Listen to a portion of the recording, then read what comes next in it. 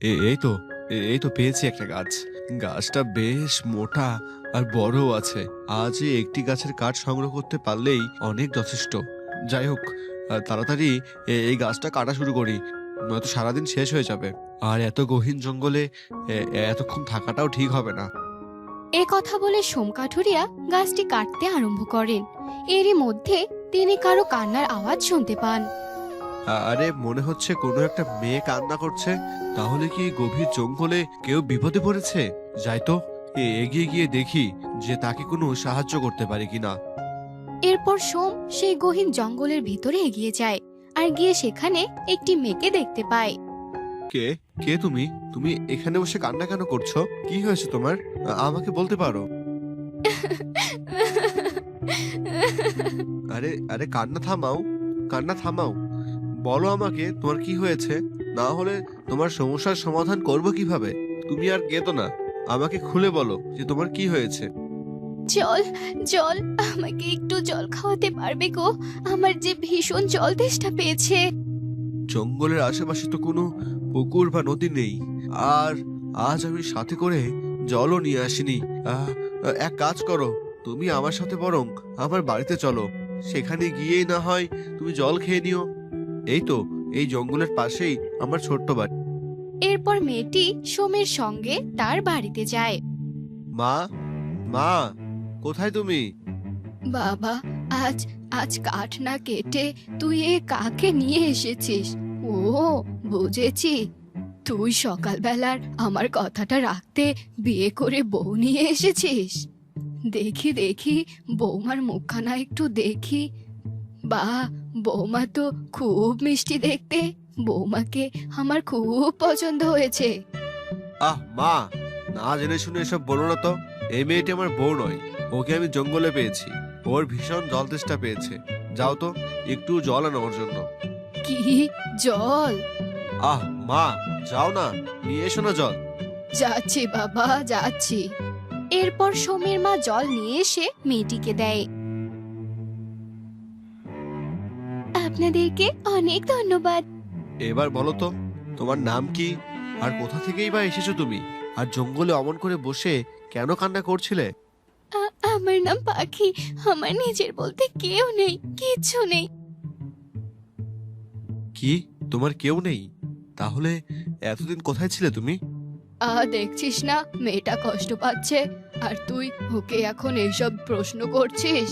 তুই চুপ কর, ওকে এসব বলে আর ঘাবড়ে দিস না।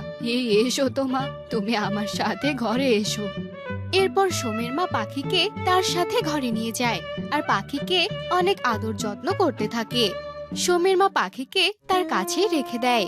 কিছুদিন পর গ্রামের লোকেরা এ কথা জানতে পেরে তাদের বাড়িতে এসে ভিড় জমায়। সোমের মা, ও সোমের মা, এই বাইরে এসো দেখি, তোমার সাথে কিছু গুরুত্বপূর্ণ বিষয়ে কথা আছে।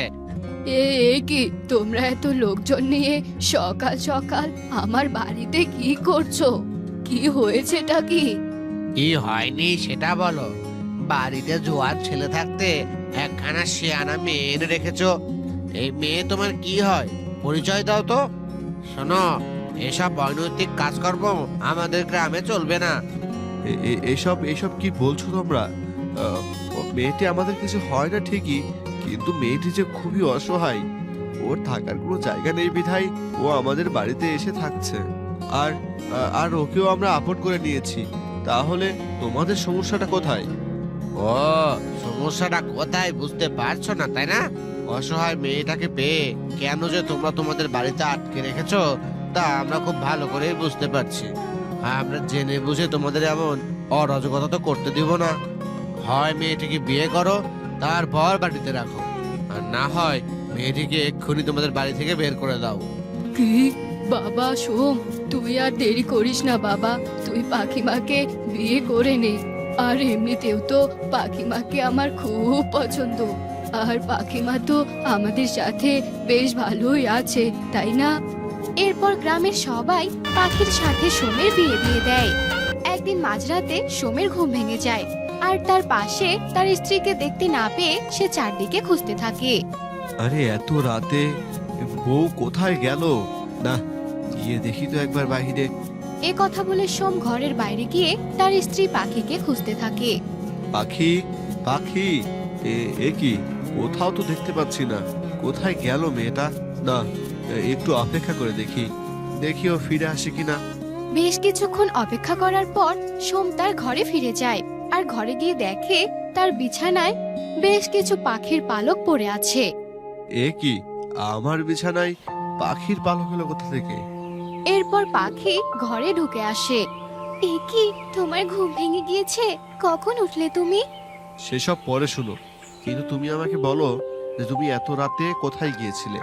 কোন দরকারি কাজ থাকলে তুমি আমাকে বলতে পারতে, কিন্তু এত রাতে একা একা তুমি কোথায় গিয়েছিলে? তেমন কিছুই না গো, আসলে আমার ঘুম আসছিল না, তাই বাইরে একটু হাঁটাহাঁটি করতে গিয়েছিলাম। তুমি ঘুমাচ্ছিলে বলে তোমাকে আমি আর ডাকিনি। এখন এসব কথা বলে সময় নষ্ট করো না, আমার এখন বড্ড ঘুম পেয়েছে। চলো তো ঘুমিয়ে পড়ি। হ্যাঁ, ঘুমাবো তো বটেই, কিন্তু এই দেখো না, বিছানাটা পরিষ্কার করতে হবে। বিছানাতে পাখির পালক এলো কোথা থেকে কে জানে। আচ্ছা আচ্ছা, তোমাকে আর এসব নিয়ে ভাবতে হবে না, আমি এক্ষুনি বিছানা পরিষ্কার করে দিচ্ছি। এরপর পাখি তার বিছানার উপর থেকে পাখির পালকগুলো সরিয়ে নেয় আর দুজনে ঘুমিয়ে পড়ে। এভাবেই কেটে যায় বেশ কিছুদিন। এভাবেই সোম মাঝে মাঝে টের পায় তার বউ কোথায় যেন চলে গেছে আর তার বিছানায় অনেকগুলো পাখির পালক পড়ে আছে। সোম এসব বুঝতে না পেরে তার মায়ের সাথে কথা বলে। তুমি কি কিছু বুঝতে পারছো মা? কেন হচ্ছে এমন? রোজ মাঝরাতে কোথায় যেন চলে যাই আর বিছানার উপর পাখির পালক পড়ে থাকে। এর মধ্যে তো কোনো রহস্য আছে। পাখিকে কিছু জিজ্ঞাসা করলে ও আমাকে এড়িয়ে যাওয়ার চেষ্টা করে। আমিও তো কিছু বুঝতে পারছি না রে বাবা। কিছুদিন আগেও যখন পাখি আমার সাথে ঘুমোতো, তখন আমিও তো আমার বিছানাতে কয়েকটা করে পাখির পালক দেখতে পেতাম। তোকে তো আর বলা হয়নি, আজ তুই বললি তাই তোকে কথাটা আমি বলে ফেললাম। পাখির সাথে কিছু না বুঝেই, ওর ব্যাপারে কিছু না জেনেই দুম করে ওর সাথে আমার বিয়েটা দিয়ে দিলে। এখন এই রহস্যের উন্মোচন কি করে করি বলো তো? ওর আসল পরিচয় কি? ওর বাবা মা কোথায় থাকে? এসব তো আমি কিছুই জানি না। শোন বাবা, এত সাত পাঁচ না ভেবে চল পাখি মায়ের সাথে আমরা খোলাসা করে কথা বলি।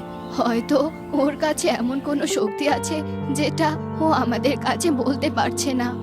আমরা বরং সেটা জানার চেষ্টা করি। এরপর সোম ও তার মা পাখির সাথে কথা বলে। শোনো পাখিমা, তোমার কোনো ভয় নেই, তুমি নির্ভয়ে আমাদের কাছে সব কথা খুলে বলো। তুমি রোজ মাঝরাতে কোথায় চলে যাও, আর তুমি যাওয়ার পর বিছানায় যে পাখির পালক পড়ে থাকে, তুমি আমাদেরকে খোলাসা করে না বললে যে আমরা কিছুই বুঝতে পারছি না মা। আমাকে আমাকে আপনারা ক্ষমা করে দিন মা, আমি আপনাদের কাছে সত্যিটা লুকিয়েছি। আমার সত্যিটা না জেনে আপনারা আমাকে এত ভালোবেসেছেন, সত্যিটা জানার পর যদি আমাকে আর ভালো না বাসেন, এই ভয়ে আমি আপনাদের কাছে কিচ্ছু বলিনি। দূর পাগলি মা, তুমি নির্ভয়ে আমাদের কাছে সব খুলে বলো। আসলে মা, আমি আমি কোনো মানুষ নই, আমি একটি পাখি মা। এই কথা বলার সাথে সাথে সে একটি সত্যি সত্যি পাখিতে পরিণত হয়। এসব কি? এসব কি আমি সত্যি দেখছি? নাকি নাকি আমার স্বপ্ন এটা? না গো, তুমি কোনো স্বপ্ন দেখছো না, আর এটা সত্যি, আমি সত্যি একটি পাখি। আসলে তুমি রোজ জঙ্গলে কাঠ কাটতে যেতে আর আমি রোজ তোমাকে দেখতাম। তোমাকে আমার খুব ভালো লাগতো, আমি তোমার সাথে কথা বলতে চাইতাম। আমার যে তোমাকে মনে ধরে গেছিল, কিন্তু একটা পাখি আর মানুষের ভালোবাসা তো কিছুতেই হয় না। তাই তো আমি পাখি মাতার কাছে বর চেয়েছিলাম, যেন তিনি আমায় তোমার সাথে থাকার ব্যবস্থা করে দেয়। তারপর তিনি আমাকে মানুষের বর দেয়, আর মানুষের বর পাওয়ার সাথে সাথে তোমার সাথে আমার দেখা হয়। কিন্তু তিনি আমাকে বর দেয় ঠিকই, তিনি আমাকে এটাও বলেছিলেন যে যেদিন মানুষেরা আমার সত্যিটা জেনে যাবে, তারপর আমি আবার পাখি রূপে ফিরে আসব। আর দেখো, আজ সেটাই হয়েছে, আমি আবার পাখিতে পরিণত হয়েছি। আমি যে আর তোমাদের সাথে মানুষ হয়ে থাকতে পারবো না। কি বলছো তুমি? তুমি আর মানুষ রূপে ফিরে আসতে পারবে না? না গো না, আমি আর মানুষ রূপে ফিরে আসতে পারবো না, আর তোমাদের সাথেও থাকতে পারবো না। এ কথা বলে পাখিটা সেখান থেকে উড়ে চলে যায়। এরপর কেটে যায় বেশ কিছুদিন। কাঠুরিয়া সব সময় তার পাখি বউয়ের জন্য মন খারাপ করে থাকতো। একদিন কাঠুরিয়া মন খারাপ করে জঙ্গলে গিয়ে বসে বসে পাখি বউয়ের জন্য কাঁদতে থাকে। পাখি, তুমি না হয় আমার কাছে সারা জীবন পাখি বউ হয়েই থেকো, তবু তুমি ফিরে এসো। তোমাকে ছাড়া যে আমার কিছুই ভালো লাগছে না। তখনই সোম কাঠুরিয়ার পাখি বউ মানুষ রূপ নিয়ে তার পাশে এসে দাঁড়ায় আর বলে, তোমার ভালোবাসা যে সত্যি হয়েছে কাঠুরিয়া। তুমি যেমন আমায় ছাড়া থাকতে পারছিলে না, আমিও তেমনি তোমায় ছাড়া একদম থাকতে পারছিলাম না। আর তাই তো পাখি মাতা আমাদের এই পবিত্র ভালোবাসা দেখতে পেয়ে তোমার কাছে আমাকে আবার পাঠিয়ে দিয়েছেন। দেখো, আমি আবার তোমার কাছে মানুষ হয়ে ফিরে এসেছি। অসংখ্য ধন্যবাদ তোমার সেই পাখি মাথাকে।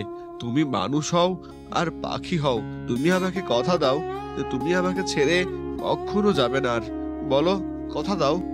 না, তোমার এই পাখি তোমাকে ছেড়ে আর কখনো কোথাও যাবে না, এই আমি তোমাকে কথা দিলাম। এরপর সোম কাঠুরিয়া তার পাখি বউকে নিয়ে বাড়িতে চলে যায় এবং আগের মতো অনেক সুখে শান্তিতে সংসার করতে শুরু করে।